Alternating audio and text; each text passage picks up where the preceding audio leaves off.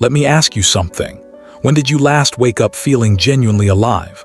Not just not tired, actually alive. Ready, on fire, most people can't even remember. And here's the brutal truth they don't want to hear: you're not exhausted because you work too hard. You're exhausted because you're working wrong. There's a difference, a massive, life-changing difference. And by the end of this, you're going to understand it completely. There was a warrior in feudal Japan who fought over 60 life-or-death duels. Not sparring, not competition. Duels where the loser didn't go home. He trained every single day, created masterpieces of art, wrote philosophy that still gets studied centuries later, mentored students, meditated, and never, not once, burned out. Meanwhile, men younger and stronger than him crumbled under the weight of far less. So what did he know that they didn't? What did he have that you and I are missing right now? That's what this is about. Not a motivational speech, a revelation. In a dojo outside Osaka, there was a student named Riku. 19 years old, talented, burning with ambition. He arrived wanting to become a great warrior, and within 6 months he was destroyed, not physically, mentally, spiritually. He'd wake up exhausted, train exhausted, eat exhausted, sleep exhausted. Every morning felt like dragging himself through mud before the day even started. He pushed harder, slept less, trained longer, and it made everything worse. His master watched this for weeks before finally pulling him aside one evening and saying 4 words that changed everything. "Walk with me, Riku." They went to a quiet garden. The sun was dropping below the hills, and the master asked him a simple question. "Why are you here?" Riku answered the way most of us would: to be great, to make my family proud, to prove myself, to be recognized as. "Stop." The master's voice wasn't angry, it was precise, like a blade finding the exact point. "You're not here to master anything, you're here to perform, and you're exhausted because performing never ends. There's no finish line when your fuel is other people's approval." Riku felt it land in his chest, like a stone, dropped into still water. The master reached down and picked up a small rock. Every time you train hopping, someone notices. That's a stone in your pack. Every time you compare yourself to another student, that's a stone. Every time you overthink, hesitate, or do something just to look impressive, stone, stone, stone. He mimed placing weight into Riku's hands over and over until the invisible weight became completely real. "You're not tired from training, Riku. You're tired from carrying a pack full of rocks that do nothing but slow you down." And then the master said something Riku never forgot. The greatest warrior who ever lived fought over 60 duels and never burned out. Not because he was the strongest, because he carried nothing that wasn't his. He walked his path, not in circles chasing approval, a straight line, and a straight line never tires you the way circles do. That night Riku couldn't sleep, not from anxiety, from revelation. He began to understand that the exhaustion hadn't started 6 months ago. It had been there his whole life. Every test he studied for to be top of the class. Every conversation engineered to be liked. Every achievement designed to impress. He had never once done something purely because it was his, and that single realization cracked something open inside him. The next morning, the master announced a new chapter of training. Not sword work, not combat, energy alignment, the ancient practice of walking alone, not lonely but free, unburdened, straight. Riku had no idea it would change not just how he trained, but how he lived. The master led Riku to a storeroom filled with everything a warrior could ever need. Weapons, tools, provisions, scrolls, supplies for every possible situation. "Take what you need for 1 year in the mountains," the master said. Riku loaded up, extra everything, because what if he needed it? What if circumstances changed? 20 minutes later, he had assembled a mountain of equipment. The master looked at it calmly. "Now remove everything that isn't essential." "But master, I might need." "Might need is a stone, remove it." Riku whittled the pile down, half gone. The master gestured again, more, another quarter gone, again, until Riku stood with 1 blade, 1 set of clothes, 1 blanket, 1 bowl. This, the master said, is where energy begins, not in accumulation, in reduction. He explained what the great warrior had understood, that energy doesn't come from having more, it comes from carrying less. The legendary swordsman had lived like a ghost, minimal possessions, no permanent home, no excess. People thought him odd, but he wasn't being ascetic for the sake of it. He was surviving, because every unnecessary thing you carry, physical or mental, costs you something. And we carry so much that isn't ours. We carry every insult we never released, every comparison we made and lost, every worry about what people think of our choices, every obligation we accepted out of guilt, every standard we hold ourselves to that we didn't even choose. Someone else handed it to us and we picked it up without asking why. The master listed the stones Riku carried, proving himself to his father, measuring his progress against other students, fear of looking weak, perfectionism that served no result, hunger for validation after every single action. Each one felt like physical pressure in Riku's chest as it was named. The great warrior asked one question of everything in his life: is this useful to where I'm going? If the answer was no, he let it go, without guilt, without hesitation. That question, is this of use to my path, is the most powerful question you will ever learn to ask. If this is already hitting different for you, go ahead and like this video and subscribe. This kind of warrior wisdom drops every week and you don't want to miss what's coming. For the first week of his new training, Riku received one instruction: don't change anything yet, just watch yourself. Notice every single time you do something for approval, for comparison, or for the validation of others. Don't judge it, just notice.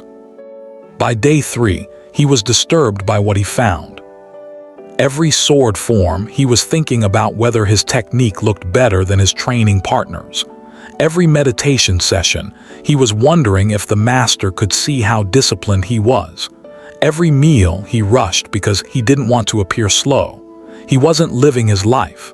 He was auditioning for it. The master explained what was happening. Your mind has split in two. One part is doing the action. The other part is performing the action for an invisible audience. That split, that constant division of attention, drains more energy than the hardest physical training you will ever do. The great warrior understood this at 13 years old after winning his very first duel. He didn't celebrate. He didn't seek recognition. He walked home alone, sat in silence and reflected, not out of false modesty, out of integrity. He had fought to understand himself. That was the only audience that mattered, and that singular focus gave him something other warriors never had, a well of energy that didn't run dry. In week 2, the training shifted. Single-pointed action. When you train, only train. When you eat, only eat. When you rest, only rest. No mental rehearsals, no comparisons, no internal commentary, just the action fully inhabited. Riku tried and failed immediately. Mid-form, his mind wandered straight to, is my stance right? What will the master think? Am I improving fast enough? The master stopped him. Your body is in this room. Your mind is somewhere else entirely. That gap between where your body is and where your mind goes, that's where your energy escapes. He demonstrated a single strike. No wind-up of internal narration. No tension from self-consciousness. Just the movement, clean and complete. When the great warrior fought, he was only fighting, not managing his reputation mid-battle, not planning his next 3 moves while executing the current one, not performing for the crowd watching from the trees, just striking. That's why he never tired in combat. You tire because you're fighting your opponent and fighting yourself simultaneously. You can only win one of those fights at a time. In week 3, Riku discovered something that explained a pattern he'd never understood about himself. His energy collapsed when he trained against better students. Against weaker ones, he felt charged. The master saw it immediately. When you face someone stronger, you add a stone, inadequacy. When you face someone weaker, you add a different stone, superiority. Different weights, same drain. The great warrior never compared. He wrote that everything you need is already within you.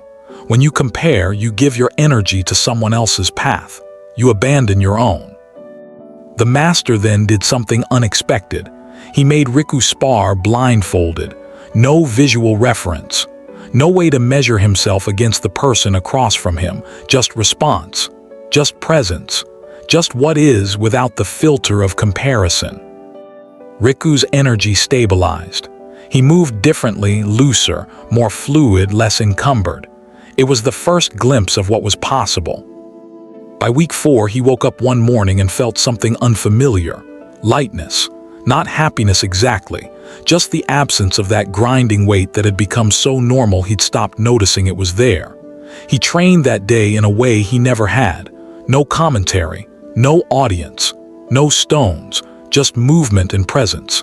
And it felt effortless in a way that hard work never had. The master nodded when he saw it. This is what it feels like to walk without a pack. But understand, this is only the beginning. We've started removing the weight. Now we need to understand why you're walking at all. In month 2, the master gathered all students and explained the mechanics behind everything Riku had been experiencing. Your physical body has limited fuel, he said. But your spirit, your will, your drive, your vitality, that energy is different. It renews when you're aligned. It depletes when you're divided. And the division happens faster than most people realize. He described what scholars in future centuries would call cognitive load, the energy cost of a divided mind. When you do one thing while thinking about another, your system pays a tax.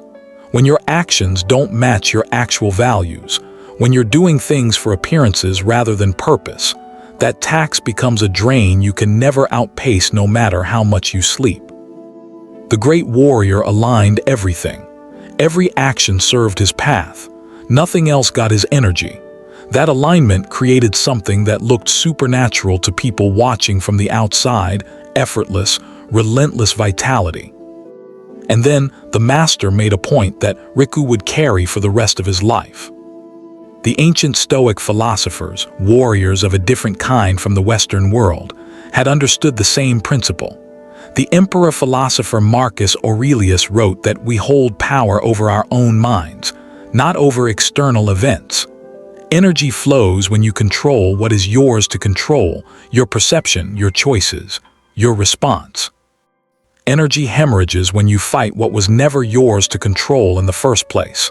Other people's opinions, outcomes you can't guarantee, validation that depends on someone else's mood. The great warrior had mastered this completely. He could enter 60 duels without fear consuming him because he had released the attachment to winning. He fought to be fully present in each moment, not to collect victories like trophies.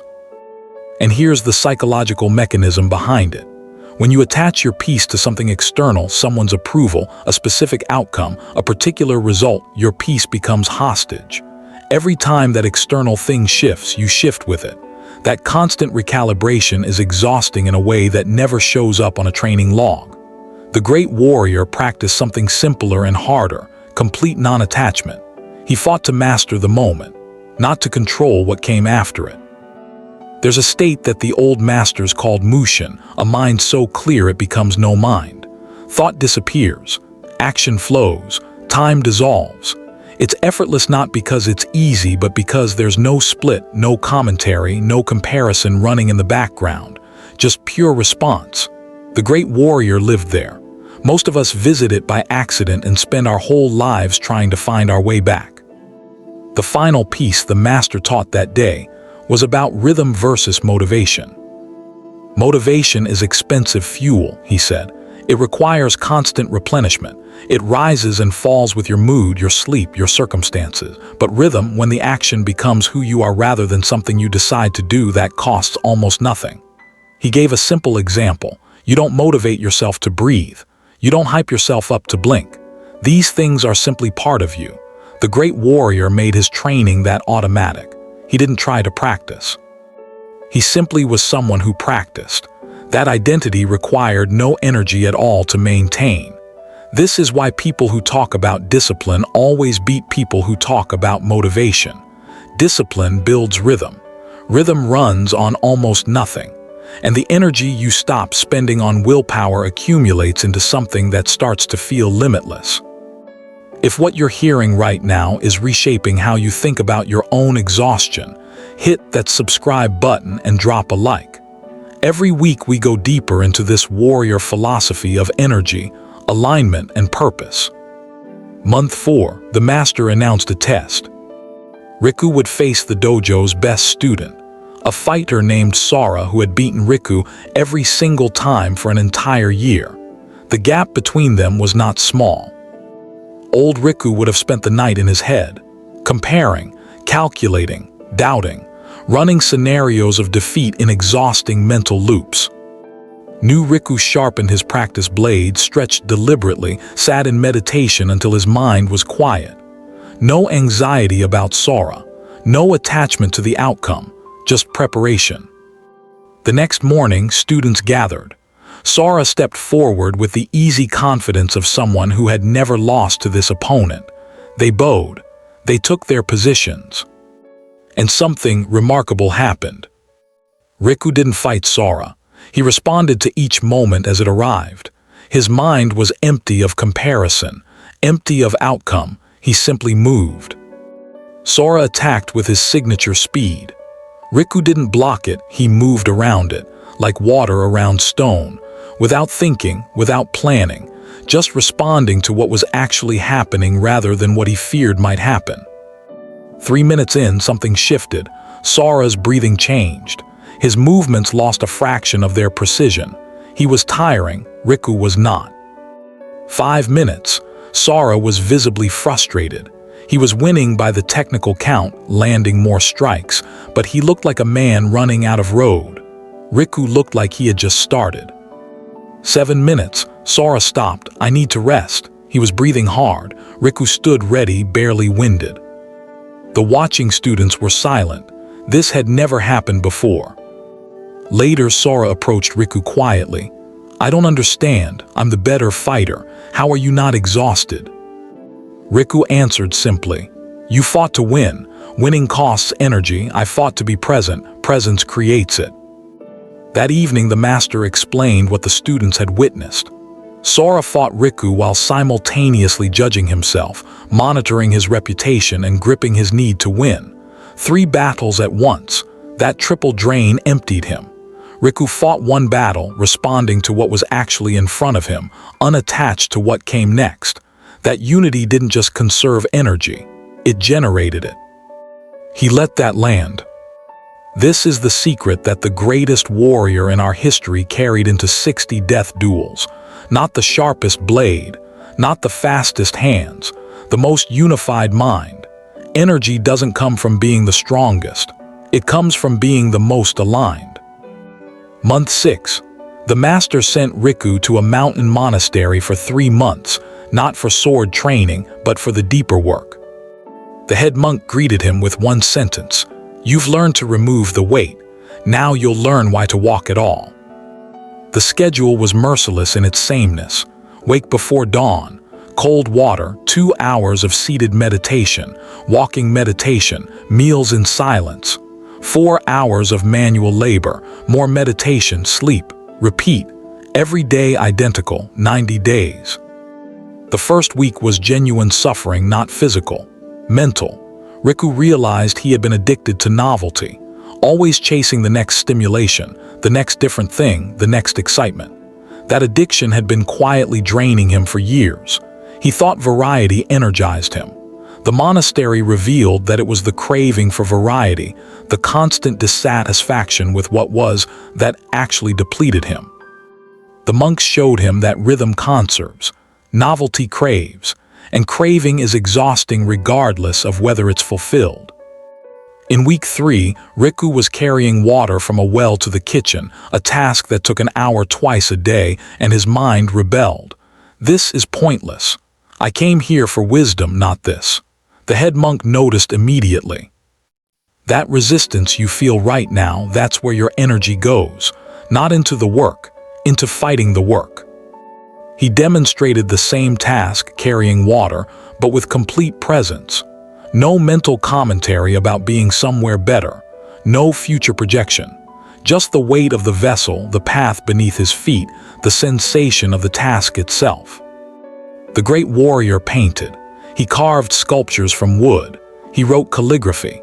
Not because these were his passion above all else, but because he brought complete presence to everything he did. When you wish you were elsewhere, you split yourself between here and there. You pay the tax of two places at once. When you are fully where you are, energy flows rather than fractures. Riku practiced this, being completely present during every action, no matter how mundane. Slowly, not quickly, slowly, he felt the distinction. The exhaustion wasn't coming from the work. It was coming from his resistance to the work. That gap between what was and what he wanted instead, that gap was the drain. By month 9, something had fundamentally changed. He woke up energized, not because sleep had improved, but because he carried nothing into each morning that didn't belong there. He trained without fatigue, not because he pushed harder, but because he moved without internal friction.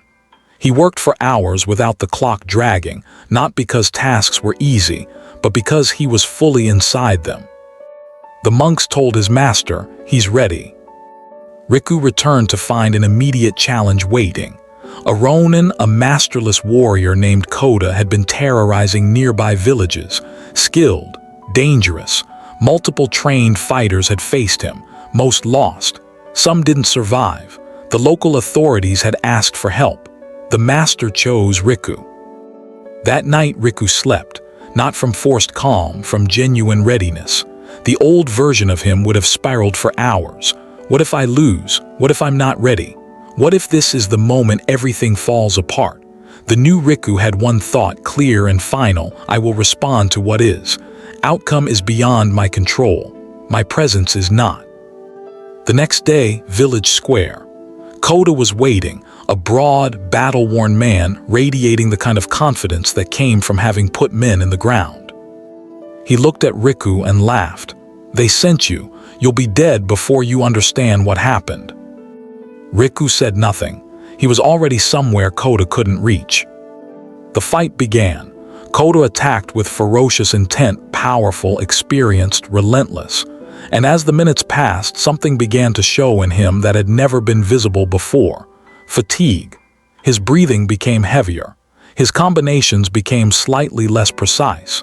His face showed the beginning of confusion and then frustration. Riku wasn't tiring. He was responding to each moment cleanly, without accumulation, without the weight of the last exchange or the fear of the next one. He wasn't fighting the fight and also managing his fear of losing. He was only fighting. 10 minutes in, an eternity in real combat, Koda was gasping. His movement had become sloppy, and Riku saw it, the opening. One precise strike, not a flurry, not a performance. One move exactly when it was ready, exactly where it needed to land. Koda's weapon was gone. He was on his knees. "How?" Koda breathed. "I'm stronger, more experienced. How are you not exhausted?" Riku sheathed his blade. "Because I wasn't fighting you. I was present to each moment. You fought to win. Winning is expensive, presence is free."